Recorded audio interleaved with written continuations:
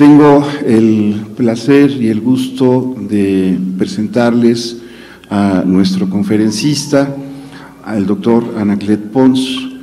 Él es uno de los que podríamos considerar que ha reflexionado acerca de la relación o el impacto de todas las tecnologías digitales y el desarrollo de las humanidades digitales con respecto a las humanidades y particularmente con respecto a la historia, de la manera más amplia en el contexto de habla hispana. No conozco realmente a otro académico que haya escrito textos con esta amplitud y profundidad. El doctor Pons es natural de Alicante, Valencia. Es catedrático de la Universidad de Valencia y actualmente se desempeña como director del Departamento de Historia Moderna y Contemporánea. En su trabajo ya de muchos años se ha dedicado sobre todo a la cuestión de la historiografía, enfocándose en los aspectos de la historia social, historia cultural y pues actualmente también de esta cuestión de las humanidades digitales. Entre sus libros podemos mencionar Cómo se escribe la microhistoria, un ensayo sobre Carlo Ginzburg, aparecido en 2000, La historia cultural, autores, obras y lugares, del año 2005, Diario de un burgués, la Europa del siglo XIX, vista por un valenciano distinguido, del año 2006, y en 2013, el libro que justamente hizo que me acercara yo mucho más a su trabajo, El desorden digital, guía para historiadores y humanistas, publicado por Siglo XXI.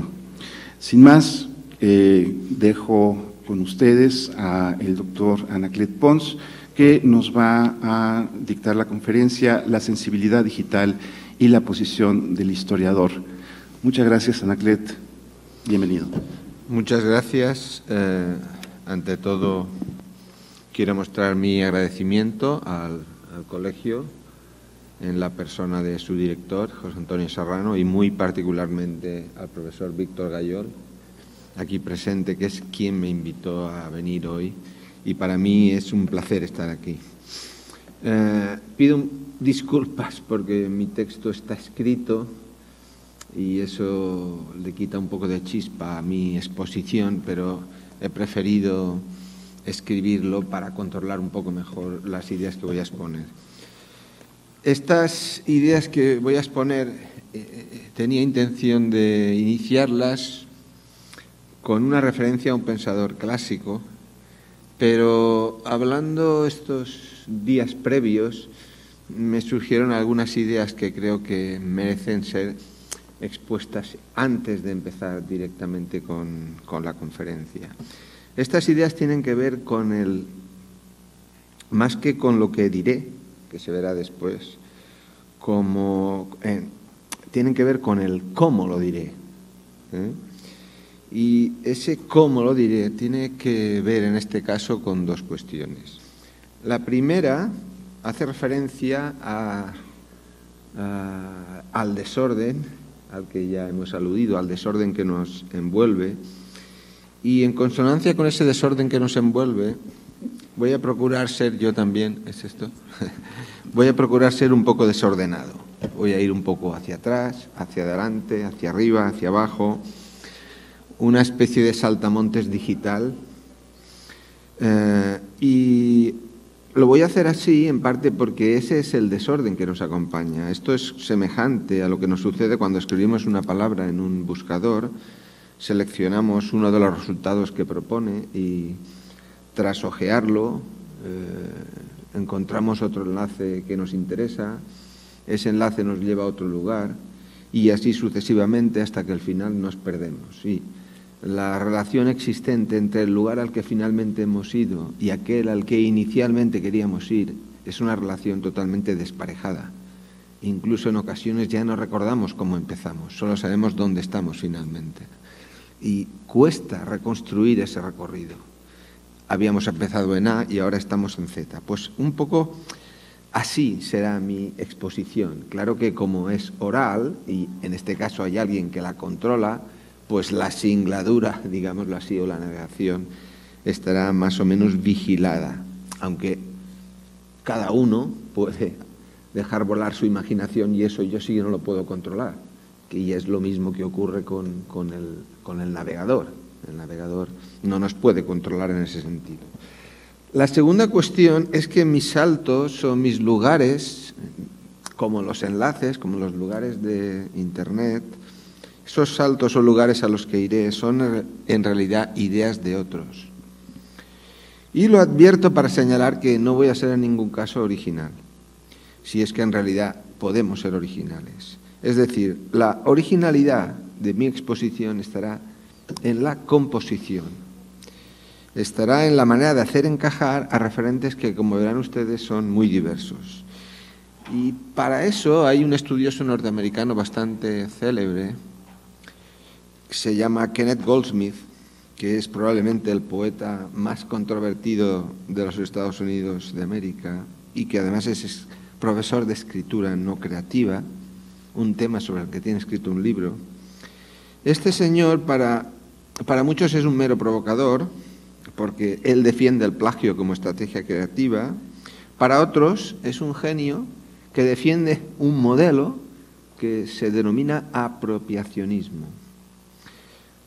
Para entender lo que significa hay que partir de la premisa de que Internet, dice él, es una tecnología que cambia la escritura, de igual modo que ya la cambió la imprenta, o de igual modo que la fotografía cambió la pintura, y de que la nueva calidad es la cantidad.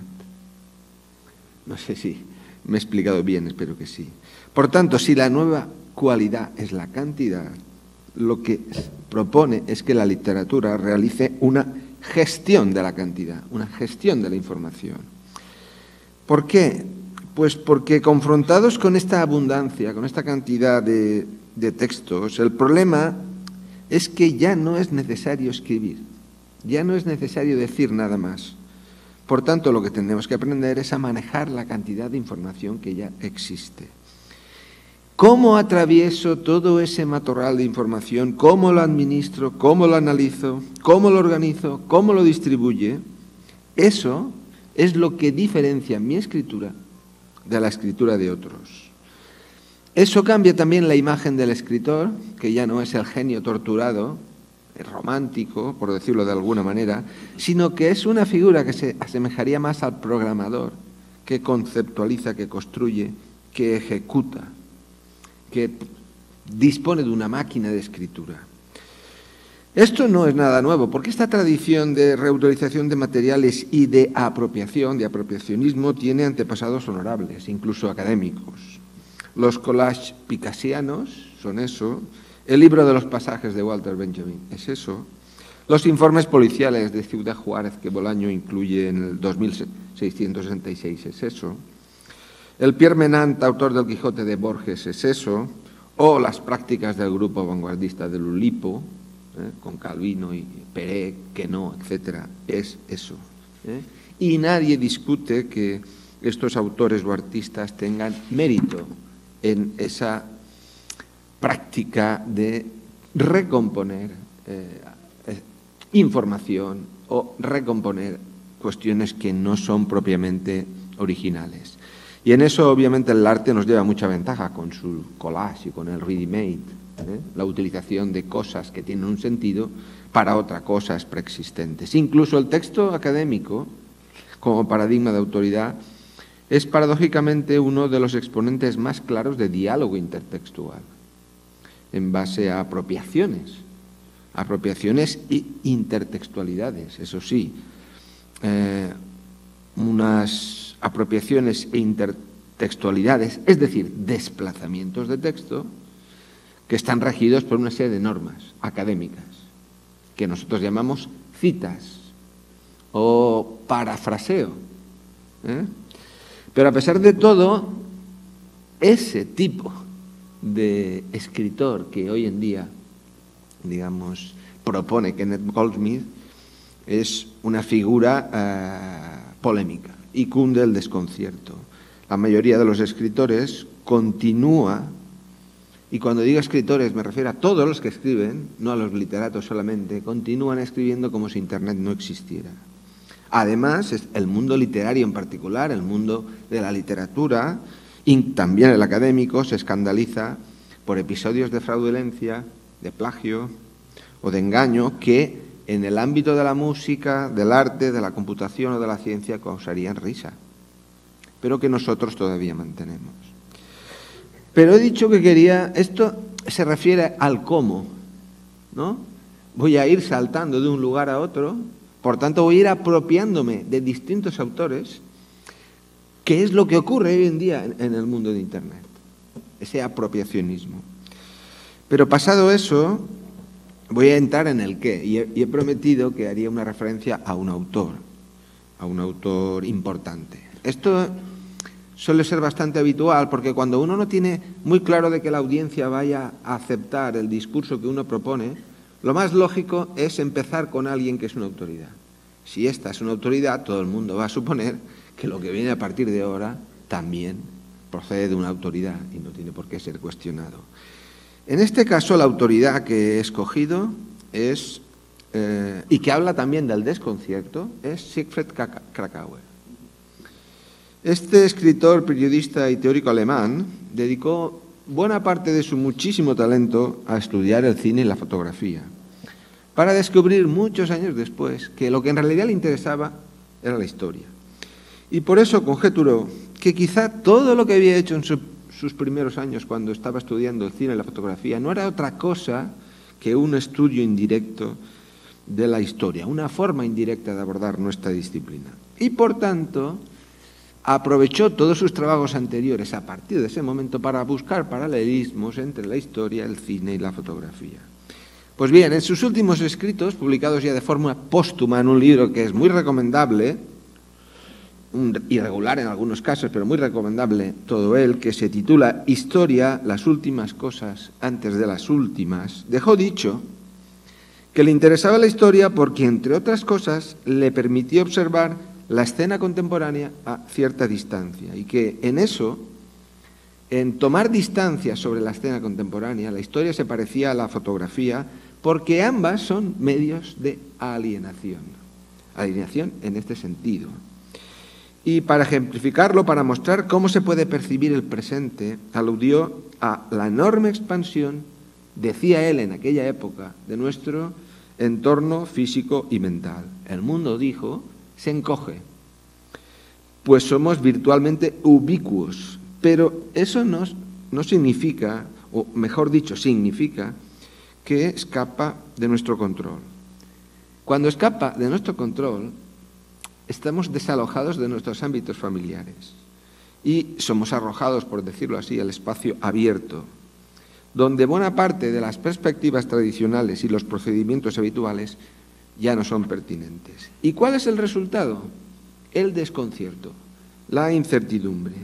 Incertidumbre sobre la forma de las cosas, sobre los rumbos a seguir, incrementado todo ello por el desmoronamiento del sistema de ideas y de percepciones que iban ligados a los sistemas tradicionales. ¿Cuál es la consecuencia? Impotencia, porque me siento impotente entre lo que me rodea y abandono. Esto sería la contraparte. O me abandono o me siento impotente.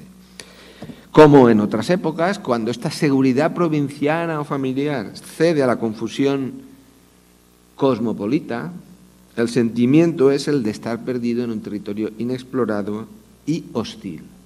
Y este sentimiento funciona en dos sentidos. Engendra desconfianza.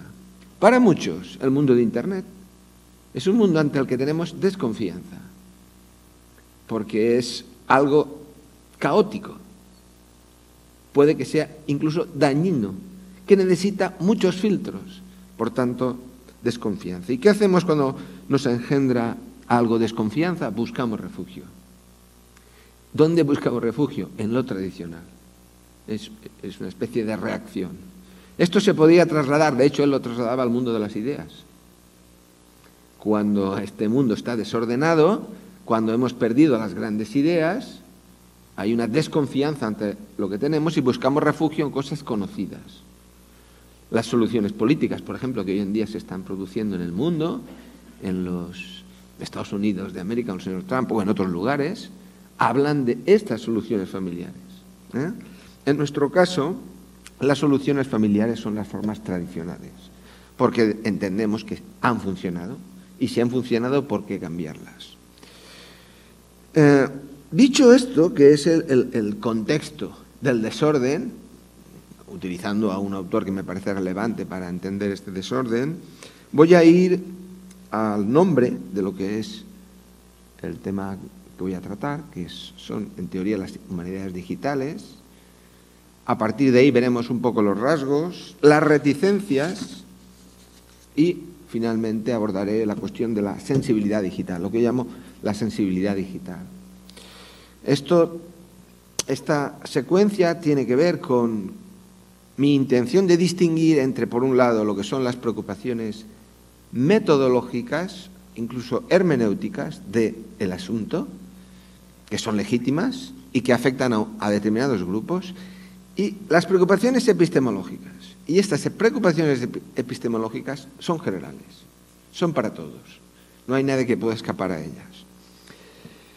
En cuanto a la definición de lo que son las humanidades digitales, me permitiré recordar que hasta hace muy poco nosotros llamábamos a las humanidades digitales informática humanística, hasta principios de este siglo, hasta los años 2000.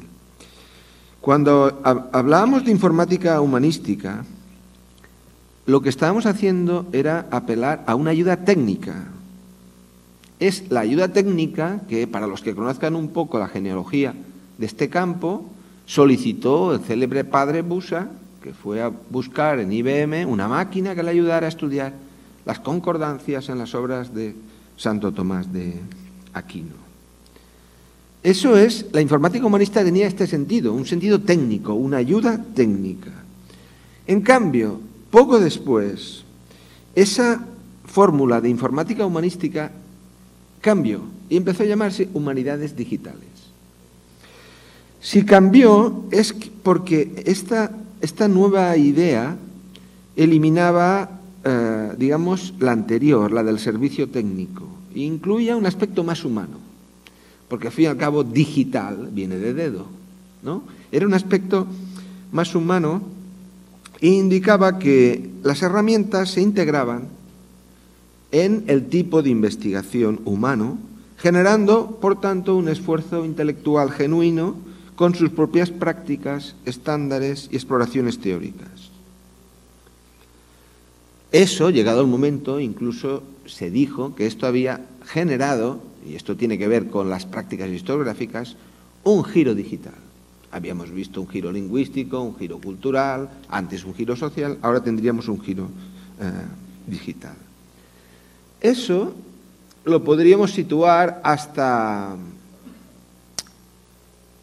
principios de esta década. A partir de 2015-2006, y eso se puede comprobar, y yo lo he comprobado, todos los libros que aparecen con el rótulo de humanidades digitales, la propia revista que acaba de aparecer ahora mismo, el último número de la revista de humanidades digitales, no contienen ninguna definición. Ya no hay definición para el área de las humanidades digitales. Se habla de campo expandido, que es un término que proviene del arte, de Rosalind Krauss, de la escultura. Otros simplemente apuestan por la indefinición, o bien porque dicen que es una comunidad de prácticas, consideran que es innecesario definirlo, o indican que si se define acabaríamos haciendo un ejercicio de exclusión. Por tanto, no definamos el concepto, es un conjunto de prácticas. ¿Cuál es la línea fundamental que subyace a todos estos elementos? La línea fundamental es la aparición de una serie de características o preocupaciones de índole, como he dicho antes, hermenéutico o metodológico, que son los que marcan los inicios de las humanidades digitales. Yo prefiero partir de una definición, porque creo que esta definición va mejor a lo que yo quiero exponer inmediatamente en cuanto a los rasgos que tiene este campo. Esta definición es un poco larga, pero al menos las primeras líneas. Dice así: el objeto propio de las humanidades digitales es lo que podríamos llamar conciencia mediática en una era digital. Un tipo de actitud particular y un tipo de crítica análoga y de hecho contigua a una conciencia mediática más general, tal como se aplica a la producción cultural en cualquier nación o periodo. Tal concienciación comenzará por un estudio de las formas lingüísticas y retóricas, pero no se detendrá ahí. Incluso esto es solo una parte. En la medida en que la crítica puede implicar la reconfiguración y la reinvención de lo que se hace, las humanidades digitales también suponen un proyecto recíproco y complementario. La definición continúa. Yo me quedaré inicialmente con la parte de la conciencia mediática y luego la retomaré. Quiero señalar dos cosas respecto de lo que aquí esa definición implica. Por una parte, que lo digital tiene dos sentidos. Tiene el sentido inconsciente, todo el mundo es digital.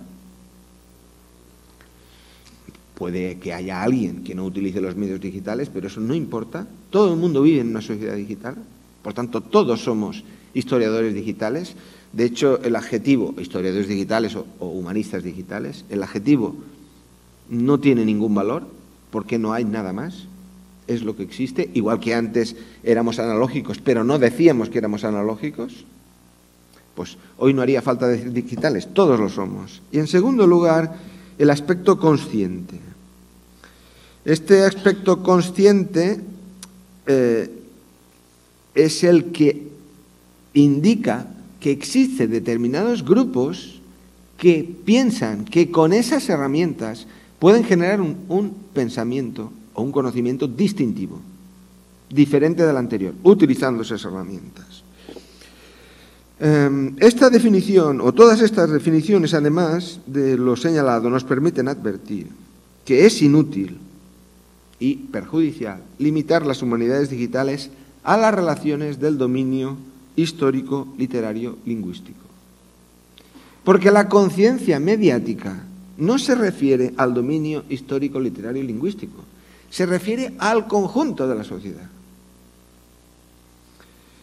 En primer lugar, hablando de los rasgos y las razones de todo esto, habría que reparar en que el tema central que ha de preocuparnos es la redefinición de los objetos de conocimiento, o más bien el de sus formas, las formas de los objetos de conocimiento y los medios de comunicación, objetos que ya no pueden ser estudiados y analizados desde un punto de vista único. Pensemos, por ejemplo, en el concepto de documento, como ejemplo, sobre el que tanto podríamos hablar. Cualquier codificación digital del documento, cualquier codificación en suma, es un acto hermenéutico, cualquiera.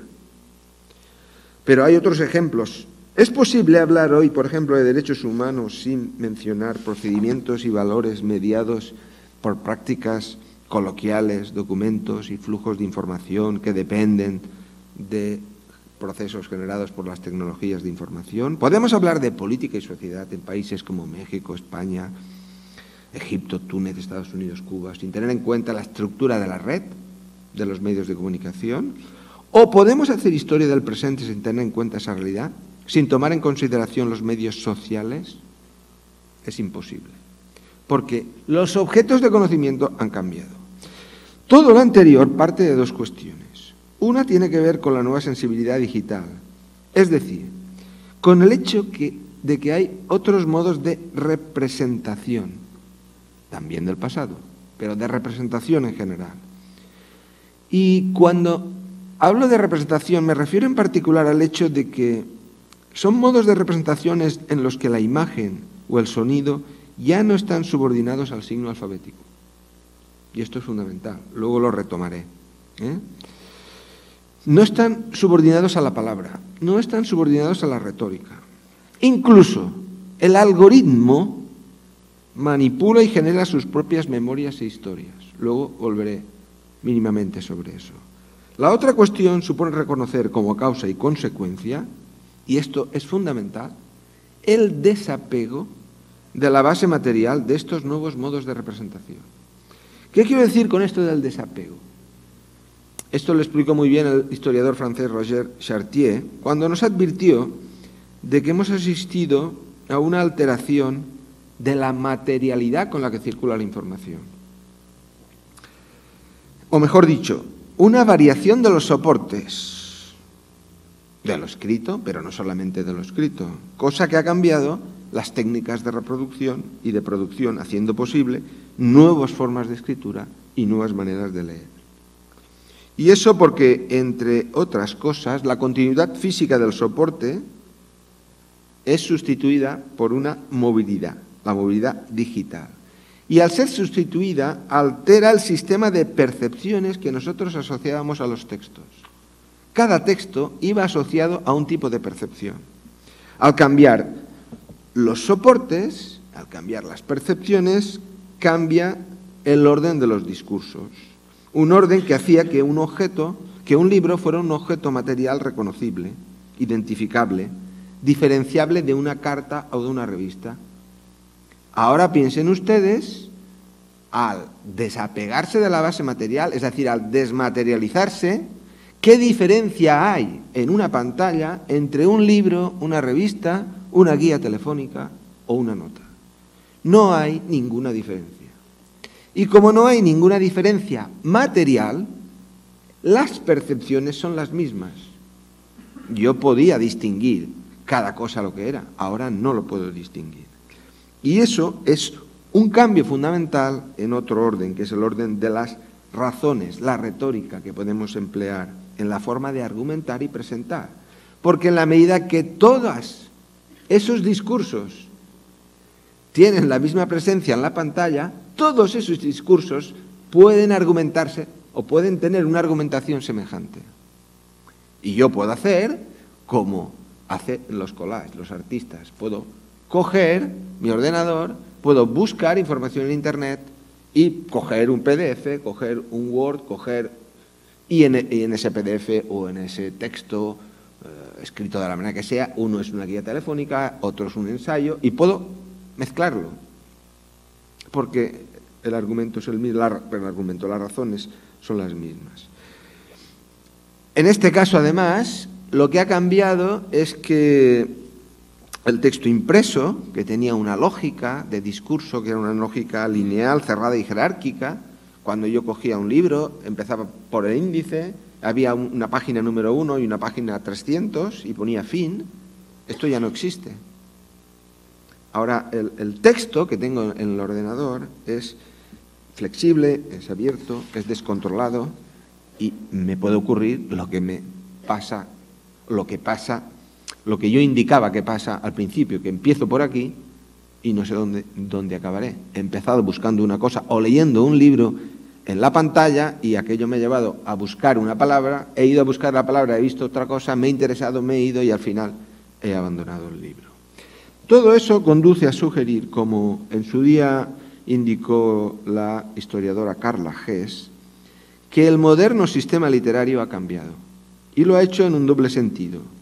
Se modifica el medio de producción cultural, que antes pasaba por lo escrito, y el modo de esa producción cultural, que se vehiculaba por el libro. Ese sistema se ha transformado porque ha trastocado todos los elementos que lo componían. Ha trastocado el concepto de propiedad. Muchos de los textos que ustedes encontrarán en Internet no tienen propiedad. No sabemos quién lo ha hecho. Trastoca el concepto de autoría, el concepto del lector, de transmisión, de mercado comercial, etc. Incluso puede recomponer el modelo de temporalidad, porque el libro iba asociado a un modelo de temporalidad. Era una forma lenta de intercambio. Era un modo de temporalidad que concebía la comunicación no como acción, sino como reflexión. De hecho, el libro sirve para retrasar la acción, para acrecentar la diferencia temporal entre el pensamiento y la acción, para crear un espacio de reflexión y de debate. En cambio, la nueva temporalidad tiende a un intercambio rápido, simultáneo y además sin localización, sin límites, no contenido en un espacio concreto, porque está desmaterializado. Si todo eso es así, si estamos en plena reelaboración de este sistema literario, que nació en un contexto concreto, histórico muy concreto, entonces estamos reformulando la propia vida cultural. Una reformulación de la vida cultural en la que además juega un papel importante, no nosotros, sino el algoritmo que se entromete en nuestra vida. Ustedes, si escriben en las redes sociales, verán cómo las redes les proponen amistades. Les proponen una panoplia de cosas. Entre ellas, pues, hace un año que está usted en Facebook y le propone una especie de álbum, de recordatorio. O incluso si tienen las fotos de Google también le propone un álbum. Se entromete en su vida. Le dice cómo ha de construir su memoria. El algoritmo forma parte de esto. Bien, ¿por qué a partir de aquí digamos que hay reticencias? ¿O cómo son y de qué orden las reticencias? Hace ya muchos años, siguiendo las enseñanzas o al menos las sugerencias de el gran referente para estas cuestiones, que es Marshall McLuhan, Elizabeth Eisenstein se propuso estudiar la revolución que supuso la imprenta en la Edad Moderna, el impacto que había tenido en las comunicaciones. Esperábamos demostrar, y efectivamente lo hizo, que esos medios han de tomarse en consideración si uno desea examinar la conciencia histórica de cualquier época. Que si uno quiere conocer la época de la imprenta, no puede obviar el impacto que tuvo la imprenta. La imprenta generó una conciencia histórica. Dijo además otra cosa: ningún historiador puede permitirse ignorar cambios de este tipo, sobre todo teniendo en cuenta que está particularmente adecuado para explorarlos. Y es importante esto porque ella sugería un problema dual. Por un lado, el de entender como estudiosos del pasado la importancia de una determinada máquina o método mecánico, lo cual incluye entender la conciencia que crea esta máquina, y por otro, entender que estudiamos en un siglo alejado, pero que eso nos puede ocurrir igualmente a nosotros hoy, y que por tanto debemos aplicarnos a nosotros lo que le aplicamos al pasado. El problema es que si bien nosotros estamos acostumbrados a resolver el primer problema, estamos acostumbrados a entender cómo la imprenta impactó en su época y creó una determinada conciencia histórica, somos reacios a hacer la segunda operación, a entender cómo en el presente las tecnologías de información han impactado sobre la sociedad y han generado una conciencia distinta, que es también una conciencia histórica. Y esto es bastante, digamos, raro, o no tiene fácil explicación, porque no es necesario comulgar estrictamente con el materialismo histórico para comprender la relación que existe entre el desarrollo de las fuerzas productivas y el modo de producir, con unas determinadas relaciones que son las que dicen cómo somos, es decir, cómo producimos socialmente. Entonces, si yo supuestamente fuera marxista o soy marxista y admito la importancia que tienen las fuerzas productivas, ¿por qué no admito que hoy los nuevos medios de comunicación tienen este impacto sobre la manera de producir conocimiento? No es necesario tampoco ser un historiador o filósofo de la ciencia y de la técnica para percibir que, como hemos percibido tradicionalmente, que los telares mecánicos o el sistema de fábrica, que el vapor, que el ferrocarril, la radio, la televisión, la teoría de la relatividad, etcétera, etcétera, modificaron sus respectivas sociedades y cambiaron la manera de percibir el mundo. Bien, entonces, ¿por qué? Resulta inexplicable que hoy no queramos ver que está cambiando la manera de percibir el mundo. Entonces, ¿por qué pasa esto? ¿Por qué hay tantas reticencias? ¿Por qué en el ámbito, al menos de la historia, las cuestiones digitales, se orillan. Bueno, hay una hipótesis de entrada que me gustaría señalar, aunque voy a ir muy rápido. La primera tiene que ver con un problema general, que es de índole cultural. Y en este sentido yo me tomaba como referencia a un sociólogo muy famoso, George Simmel. Simmel tiene un libro titulado La filosofía del dinero, y en ese libro él creyó hallar un desajuste en la cultura de su época. Todo aquello que rodeaba, decía él, la vida de sus coetáneos, aparatos, medios de circulación, creaciones de la ciencia, técnica, arte, estaba increíblemente cultivado. Dice, pero no ocurría lo mismo con la cultura de los individuos, ni siquiera en las clases superiores, donde a veces uno podía incluso observar cierto retroceso o retardo, empezando por el propio lenguaje. Es decir, hay un problema general. Este problema general, que todos advertimos, es que la ciencia va a una velocidad superior a nuestra capacidad de comprensión. Y eso, y ahora volvemos nuevamente a lo que he dicho atrás, genera pues la búsqueda de lo tradicional, de lo cómodo, de lo caliente, porque esto desconcierta y genera desconfianza. Entonces va a una velocidad y nosotros vamos a otra velocidad. Luego hay otro elemento añadido, y estoy resumiendo muchísimo porque quería señalar otras cosas, pero no tengo tiempo. Este otro elemento lo empleo partiendo de un filósofo francés, no de un sociólogo alemán. Por eso he dicho antes que iba a visitar distintos lugares. Este filósofo francés se llama Gilbert Simondon. Gilbert Simondon dice que aparte de este problema general, nosotros tenemos otro, que es que acarreamos prejuicios contra la técnica. ¿En qué consiste estos prejuicios contra la técnica? Pues consiste en que la separamos de la esfera de la estética.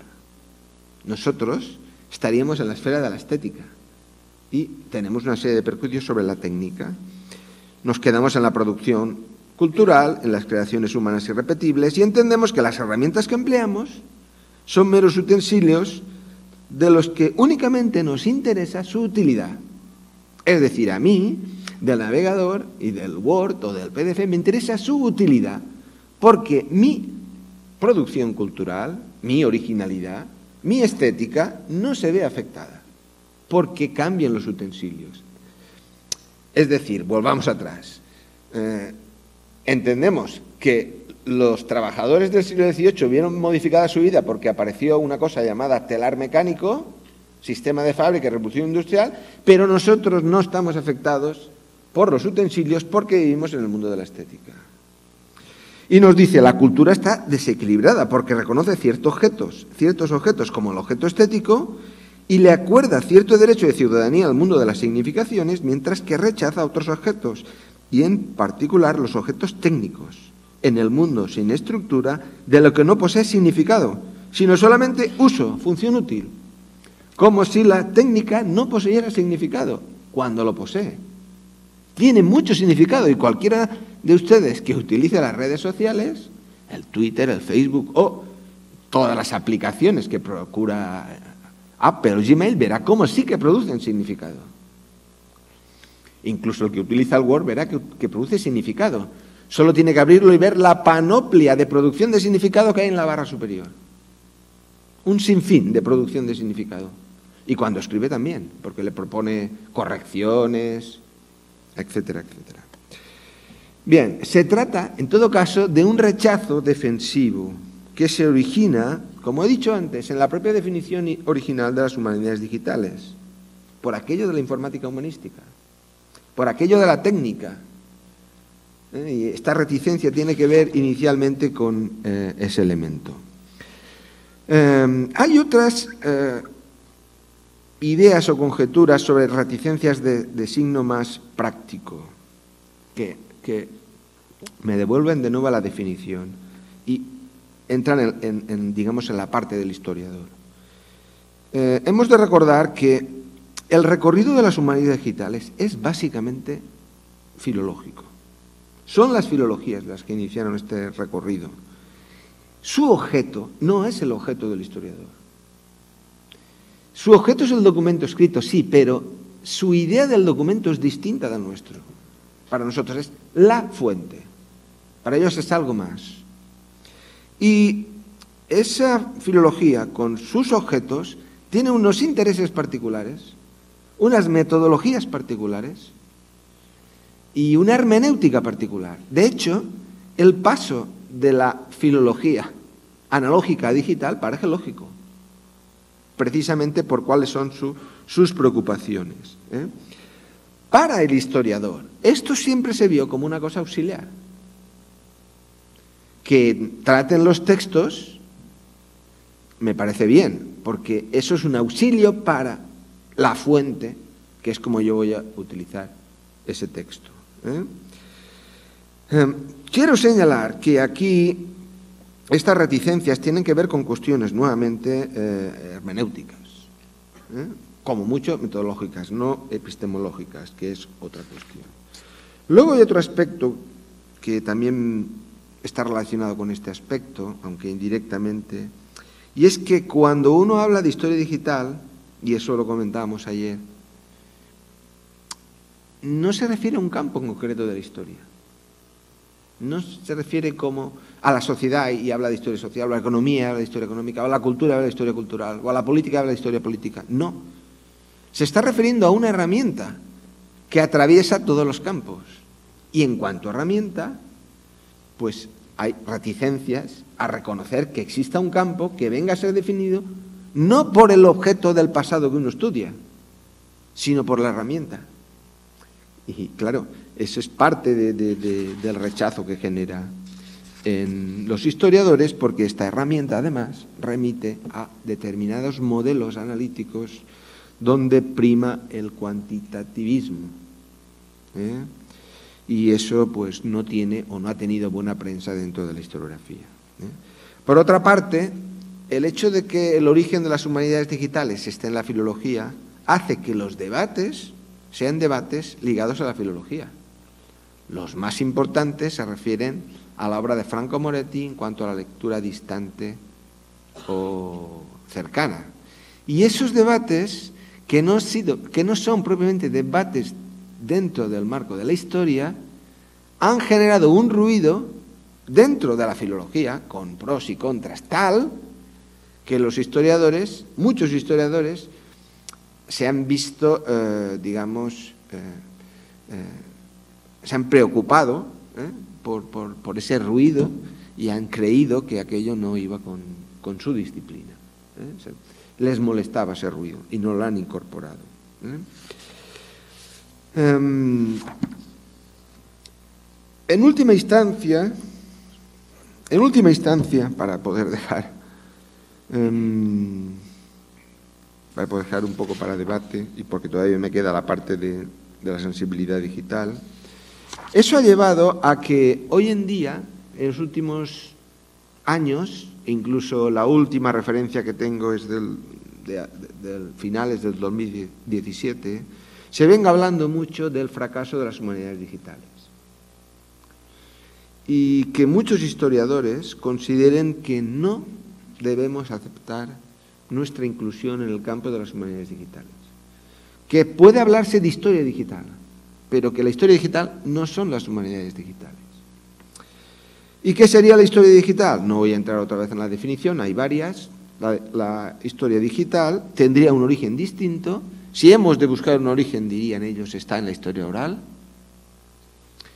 Se proyecta mejor en la historia pública y consistiría sobre todo, y por un lado, en reunir, preservar y presentar el pasado de una manera digital, y por otra parte, en el asunto, que este sí que interesa en general a los historiadores, que es el de la cartografía digital. Pero no el resto. ¿Por qué esto? Pues, ¿o por qué este rechazo por parte de muchos historiadores? Pues esto tiene que ver con lo que he señalado anteriormente, con las cuestiones técnicas.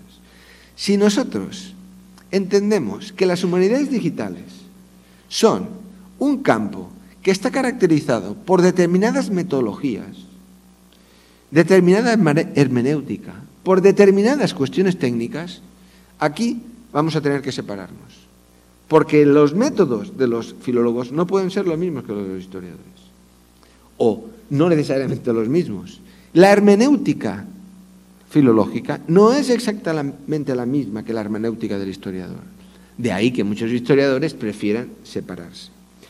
En última instancia, hay una pregunta nuclear que siempre te hace cualquier persona que te escucha cuando tú defiendes que se puede hacer historia digital. Y la pregunta es muy simple. ¿Qué preguntas se plantea o qué respuestas nos da el humanista digital que no pudiéramos hacernos o darnos sin la tecnología? Porque ciertamente este cambio parece desplazar los problemas de perspectiva o de área en favor de discusiones que dependen de cuestiones técnicas. Cuestiones de técnica, de proceso, de método, de materiales, etcétera. Discusiones que no parecen aportar nada sustantivo. Incluso en la terminología. La terminología de muchos humanistas digitales es y resulta ser finalmente abstrusa para cualquier persona. ¿Por qué? Porque trata sobre cuestiones de este tipo. Bien. ¿Cuál es mi idea? Mi idea es que esto es una parte del problema y si nos quedamos en las cuestiones técnicas no nos vamos a poner de acuerdo. Sí que podemos ponernos de acuerdo si en lugar de hablar de cuestiones técnicas, de procesos, de métodos, de hermenéutica, hablamos de cuestiones epistemológicas. Porque la epistemología es para todos. Afecta a todos por igual. ¿Y a qué me refiero yo? Voy a resumirla y luego a entrar en algunos aspectos concretos. Vivimos un cambio.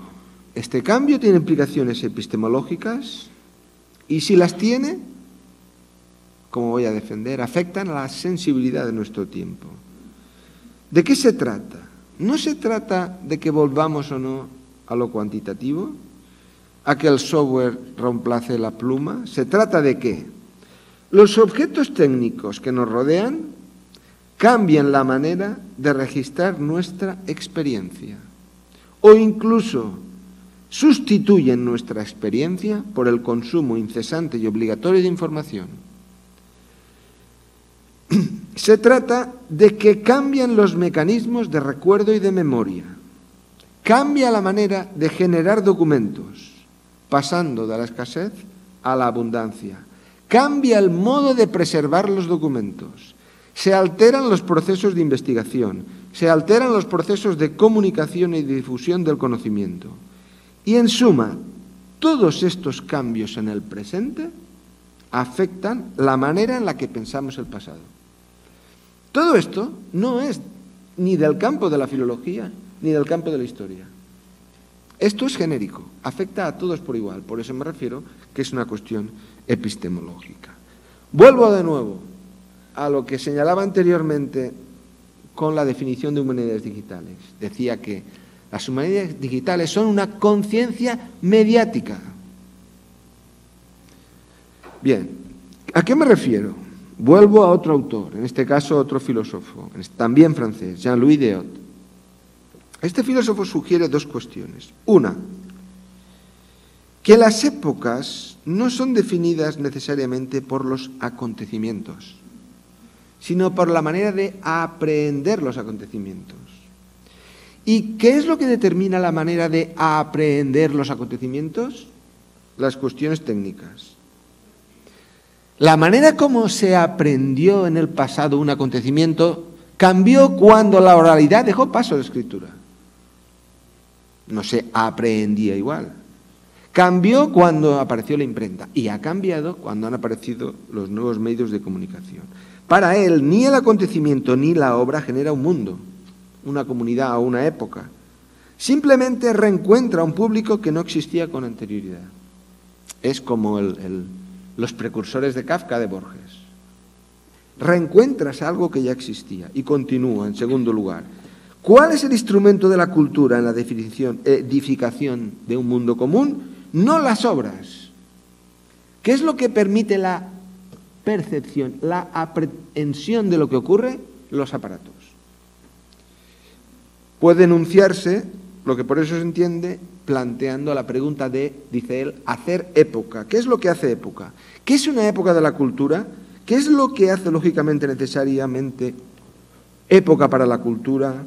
En cada oportunidad, dice, una cierta determinación de la superficie de inscripción. Esta superficie de inscripción él la remite a diversos elementos, a diversos aparatos que con el tiempo han ido cambiando la percepción del mundo y la manera de aprehender el mundo. Todas estas ideas de Jean-Louis Deot tienen una raíz benjaminiana.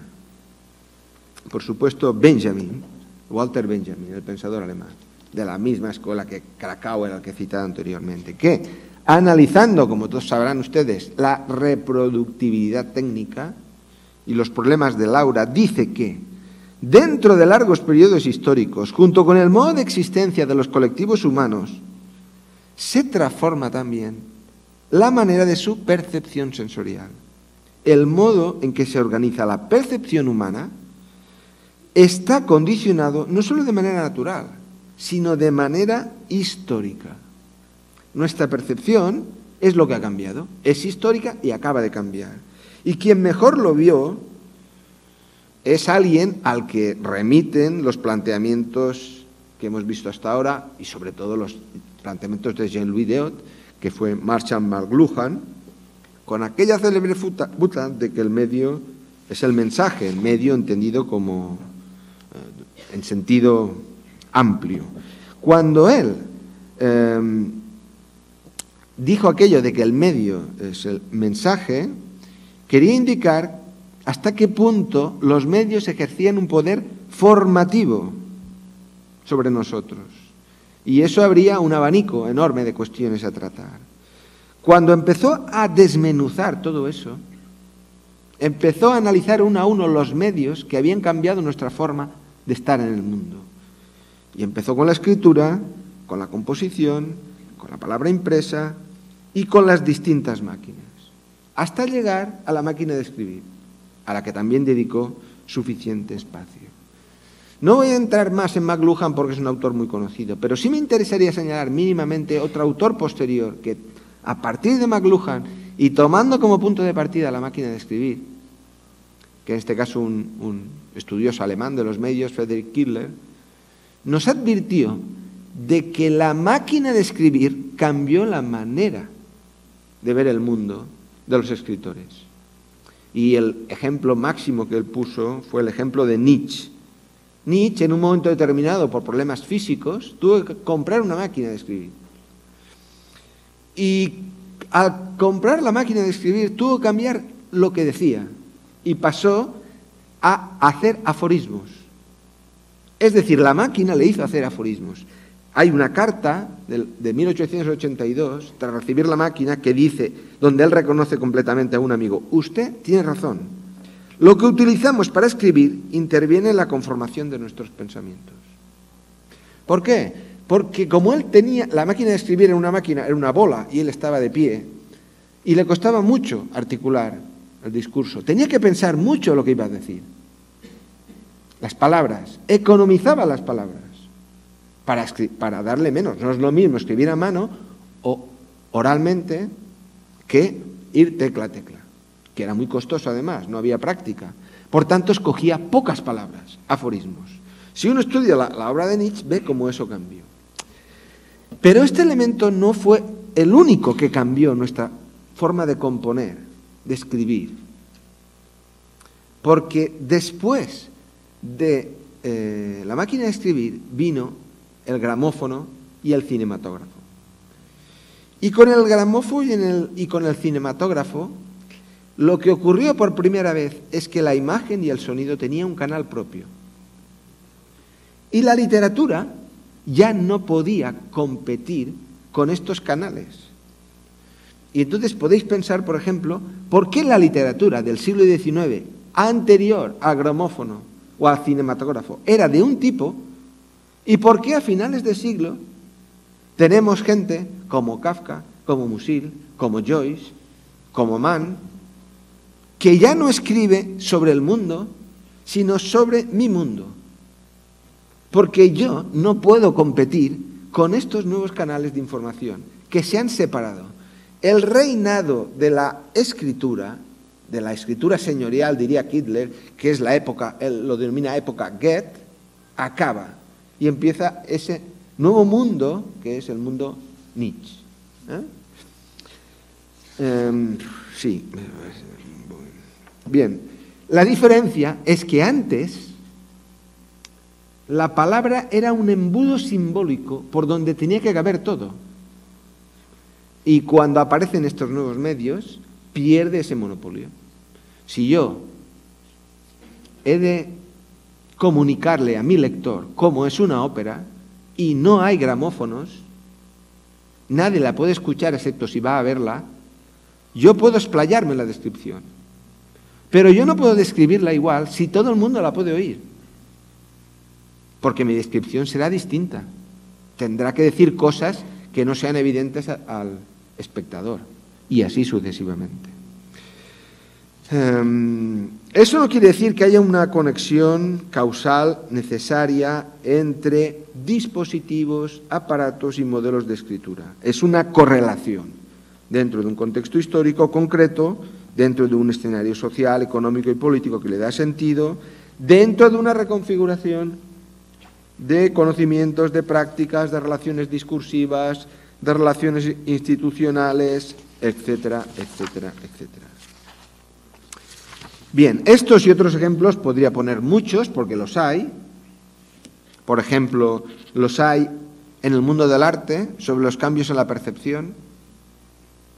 Hay un autor muy interesante a este respecto, Jonathan Crary, que analiza los problemas de percepción sensorial y de atención y cómo determinados dispositivos cambian nuestra percepción. Pero, sean cuales sean los ejemplos y las miradas que nos ofrecen, son fruto de distintas maneras de pensar el pasado que nos vienen sugeridas por la aparición de las nuevas tecnologías.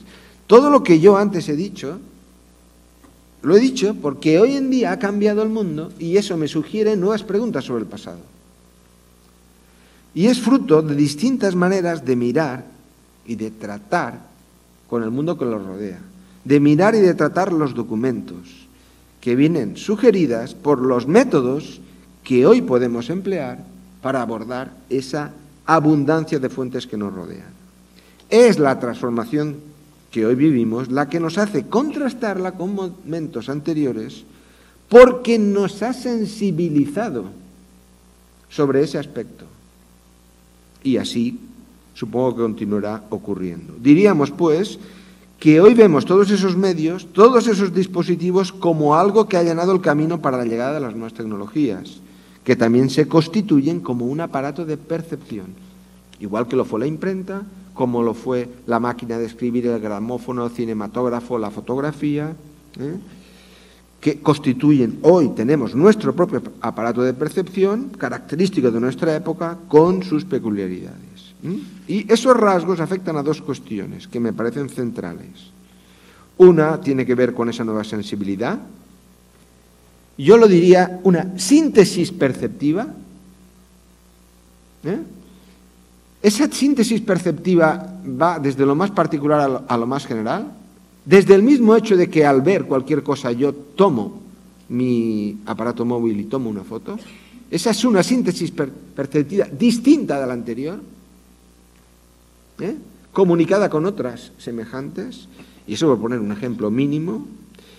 Otros modos de representación y estos modos de representación en todos los sentidos. Y la otra supone reconocer como causa y consecuencia la desmaterialización.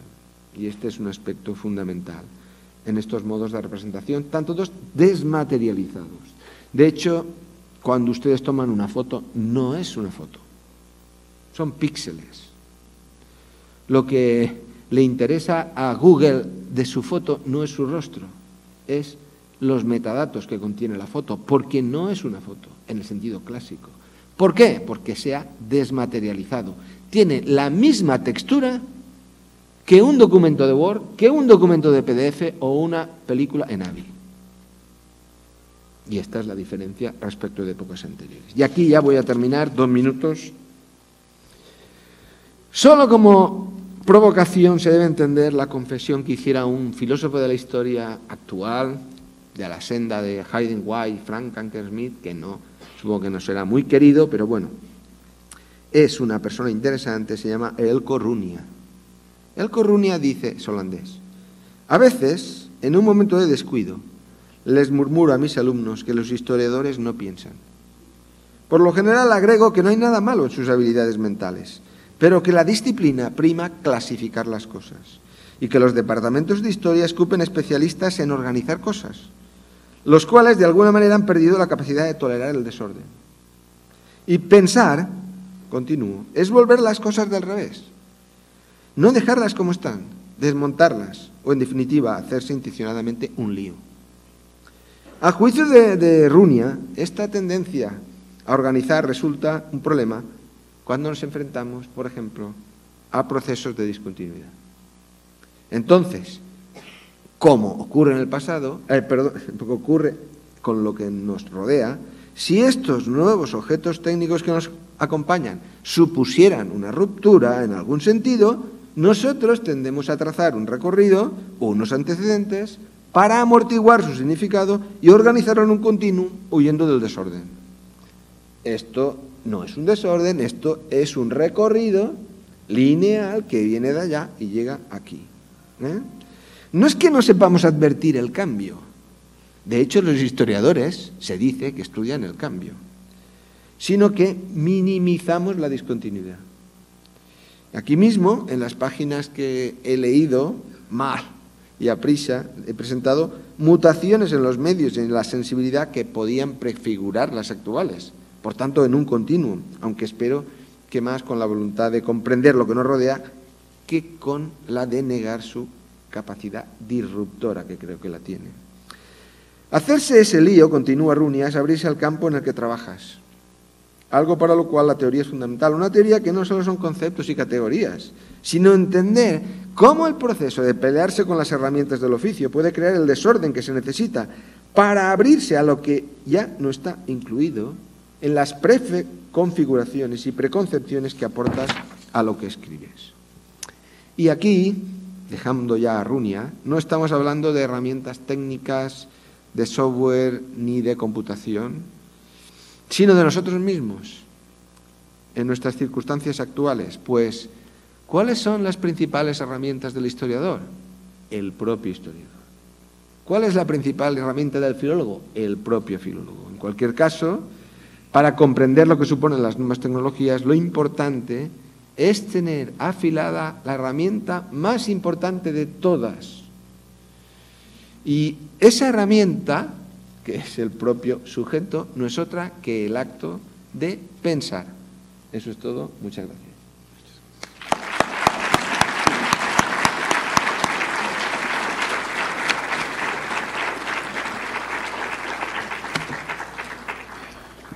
Muchas gracias, Anaclet,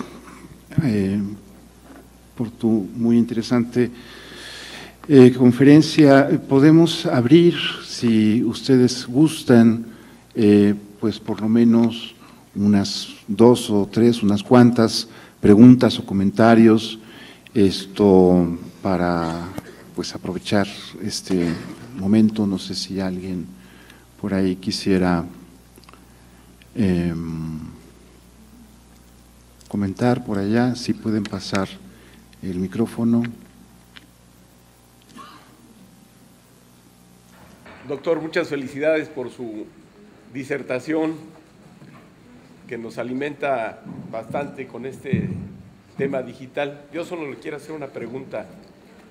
Soy profesor de la Universidad Nacional Autónoma de México. Sí, muchas gracias.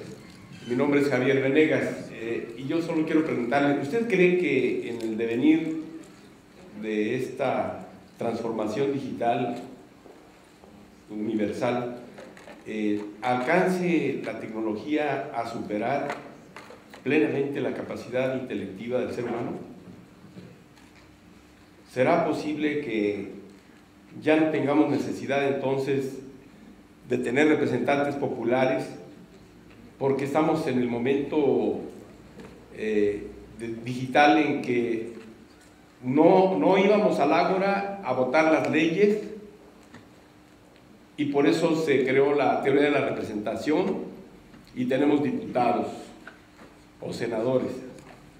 Ahora el pueblo puede estar directamente conectado en la brecha digital en un congreso y no tendríamos necesidad de tener a esos representantes que en ocasiones quién sabe si realmente representen al pueblo.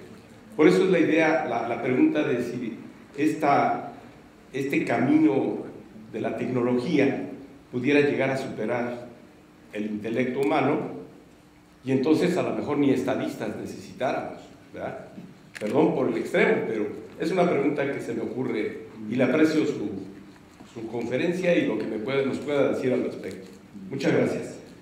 Muchas gracias, Venegas. Me gustaría juntar alguna otra, Silvia Gutiérrez. Gracias.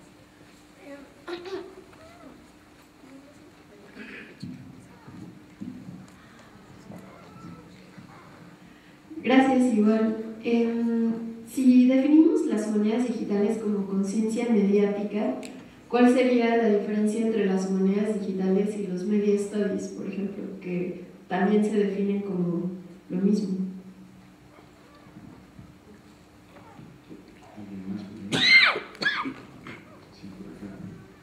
Jairo Melo.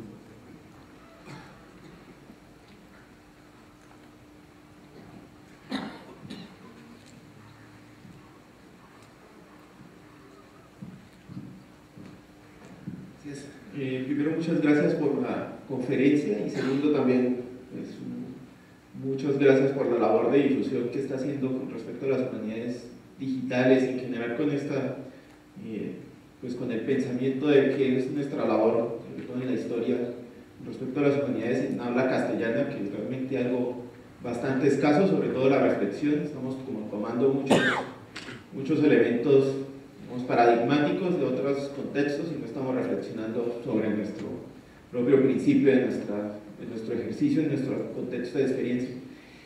Son muchas cosas las que tengo, pero solamente quiero como preguntar sobre una específica y es básicamente, a mí me preocupa cuando estoy tratando como de explorar la Digital Public History, la historia pública y digital, y es como justamente, bueno, ¿cuál es su percepción respecto a este modelo, si realmente representa una posibilidad, digamos así, epistemológica o una posibilidad metodológica nueva respecto a nuestra forma de ejercer la misma tarea de divulgación, ya que la premisa de la Digital Public History es que no es solo difundir y presentar, sino se construye el conocimiento a partir de la interacción con el usuario, que ya no se convierte en usuario, sino ayuda a construir, digamos, el argumento historiográfico. Entonces, más o menos como ¿qué sería?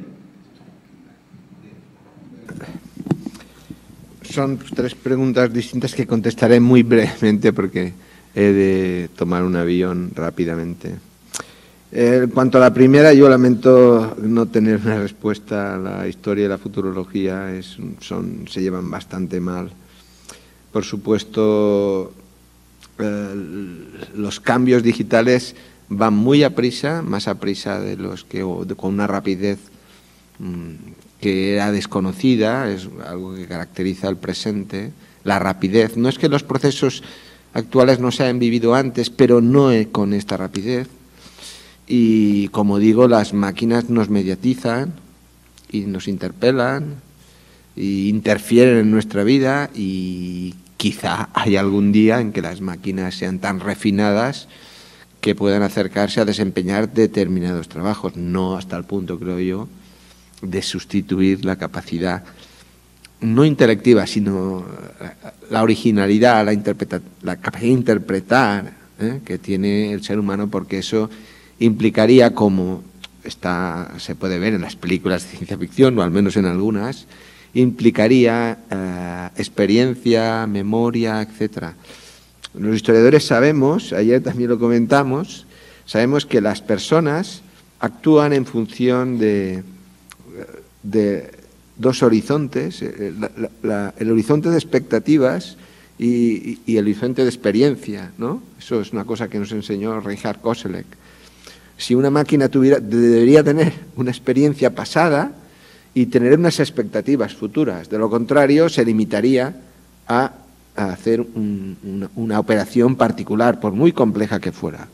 Pero claro, yo no sé por dónde irá el futuro, ni si habrá un gran hermano o el hermano mayor. Ahora hay una nueva traducción, ya no es el gran hermano, es el hermano mayor tecnológico que nos controla a todos, no lo sé. En cuanto a la cuestión de media studies, aquí entramos en una cuestión que es puramente académica, de lo que es el mundo académico y la sociología de las profesiones académicas. ¿Por qué debe haber algo que se llama Media Studies que no es humanidades digitales? Yo no lo entiendo. ¿Acaso los que estudian los medios no son humanistas? No. Lo que pasa es que ellos quieren tener su espacio concreto en sus departamentos, quieren prosperar, quieren tener profesorado, quieren tener dinero, quieren tener financiación y adoptan otro nombre. Bien. Sí. Hablamos de conciencia mediática, esto afecta tanto a las humanidades digitales como a los subgrupos, que puede ser historia digital, media studies o lo que usted quiera. Pero todo es humanidades digitales, porque todos son humanidades, todo.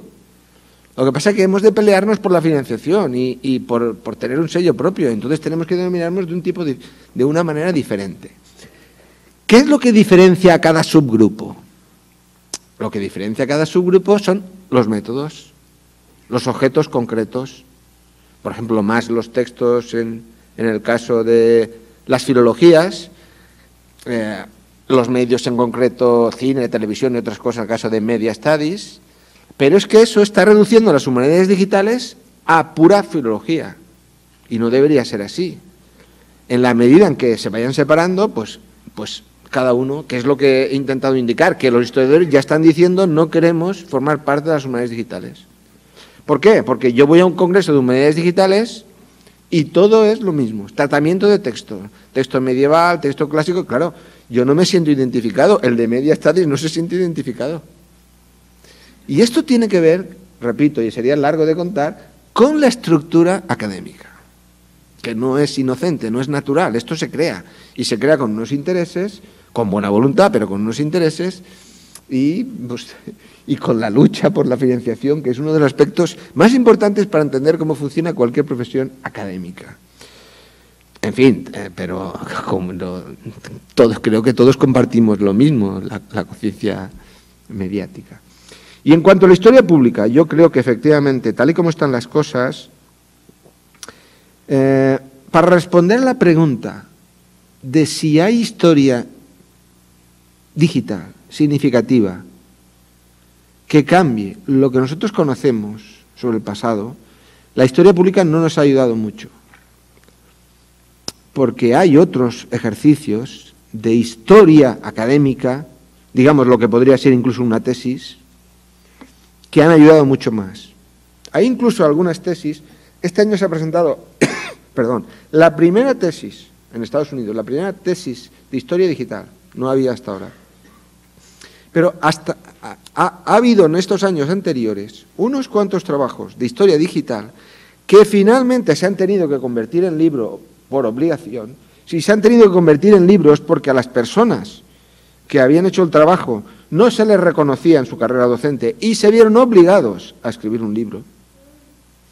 Pero esos trabajos de historia digital, muchos de ellos sobre la esclavitud, que ahora recuerde, uno sobre la época de la reconstrucción en Estados Unidos, en fin, ahora no recordaría. Son textos que han modificado la comprensión que se tenía sobre la historia norteamericana.